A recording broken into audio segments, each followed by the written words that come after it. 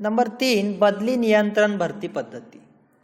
राज्य सरकारने पुनर्नेमणूक कार्यालयाची स्थापना केली आहे. बेकार मनुष्यबळ या कार्यालयामध्ये आपल्या नावाची नोंद करतात. कामगाराचे नाव, पत्ता, शिक्षण, अनुभव, वय इत्यादी गोष्टीची नोंद केली जाते.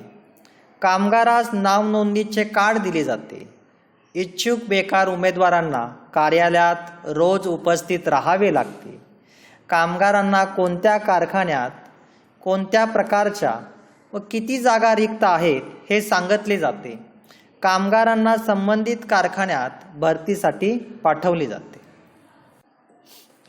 नंबर 4, जाहिरात. मनुष्यबळ भरतीचा हा एक सर्वोत्तम मार्ग मानला जातो. या मार्गाने संस्थेबाहेरील तज्ज्ञ, कुशल, अनुभवी उमेदवारांना व्यवसायाकडे आकर्षित करून घेता येते. या पद्धतीमध्ये वृत्तपत्रामध्ये जाहिरात दिली जाते किंवा आकाशवाणी, दूरदर्शन, केबल या माध्यमातून जाहिरात केली जाते आणि संस्थेला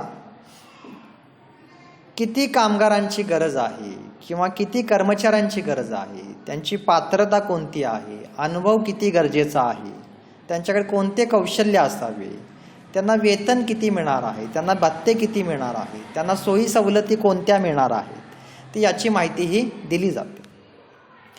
यामध्ये 2 महत्त्वाचे प्रकार पडतात. खुली जाहिरात. या जाहिरातीमध्ये संस्था आपले नाव व पत्ता जाहीर करते.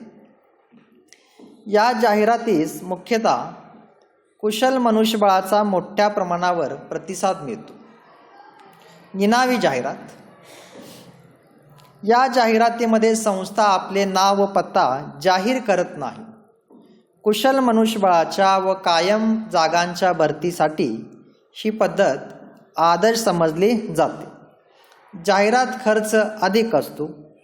प्रतिसाद मोठा मिळत असल्याने अर्जाच्या छाननीस अधिक श्रम व वेळ लागतो. योग्य व्यक्ती निवडणे अवघड ठरते. नंबर 5, व्यावसायिक व शैक्षणिक संस्थांमधून भरती. औद्योगिक प्रशिक्षण संस्था, अभियांत्रिकी महाविद्यालय, व्यवस्थापन महाविद्यालय, संगणक संस्था अशा विविध संस्थांमध्ये उच्च शिक्षण घेणाऱ्या विद्यार्थ्यांमधून अधिकाऱ्यांची भरती केली जाते.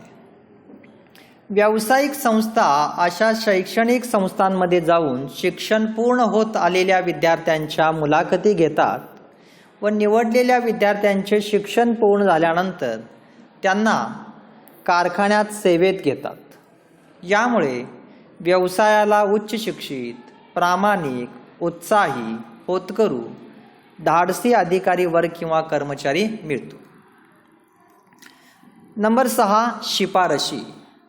मनुष्यबळ भरतीबाबत संस्थेशी संबंधित असलेल्या किंवा नसलेल्या व्यक्ती, संस्था, संघटनांकडून संस्थेकडे शिफारशी येत असतात. अशा शिफारसी आजी माजी कामगार किंवा अधिकारी, प्रतिष्ठित नागरिक, राजकीय नेते, समाजसेवक, सामाजिक संघटना, सहव्यावसायिक, कामगार संघटना, भागधारक इत्यादी मार्फत येऊ शकतात. शिफारस करणारी व्यक्ती शिफारस करते की जेणेकरून त्याच्या प्रतिष्ठेला कोणताही धक्का बसणार नाही. त्यामुळे व्यवसाय संस्थेला सक्षम, पात्र, लायक व प्रामाणिक उमेदवार मिळतात. नंबर 7, मध्यस्थांद्वारे किंवा मुकादमाद्वारे भरती. हा एक अप्रत्यक्ष भरतीचा मार्ग आहे. या मार्गाने प्रत्यक्ष भरती न करता मध्यस्थांद्वारे भरती केली जाते.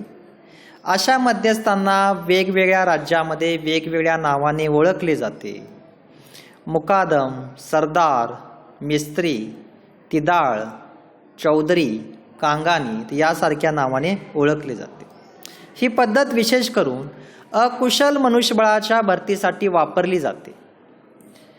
ग्रामीण भागातील अकुशल कामगार एकमेकांशी संपर्क साधू शकत नाही. यावर उपाय म्हणून दोन्ही घटक मध्यस्थांची मदत घेतात. मध्यस्थांच्या सेवेमुळे व्यवसायाला आवश्यक त्यावेळी आवश्यक इतके पात्र कामगार प्राप्त होतात, तर इच्छुक उमेदवारांना नोकरीची संधी मिळते. नंबर 8, ठेकेदारी पद्धती. आपल्या भागामध्ये या पद्धतीचा अवलंब बांधकाम उद्योगामध्ये मोठ्या प्रमाणावर केलेला दिसून येतो. ठेकेदारी पद्धतीमध्ये मनुष्यबळ भरतीसाठी ठेकेदारास कंत्राट किंवा ठेका दिला जातो. कारखान्यातील किरकोळ कमी प्रतीचे कामे करण्यासाठी लागणाऱ्या कामगारांची या पद्धतीने भरती केली जाते. या पद्धतीत संपूर्ण कामाचा ठेका किंवा कंत्राट ठेकेदारास दिले जाते. त्यानंतर ठेकेदार संबंधित काम पूर्ण करण्यासाठी आवश्यक त्या योग्यतेचे संख्येची कामगार भरती करतात.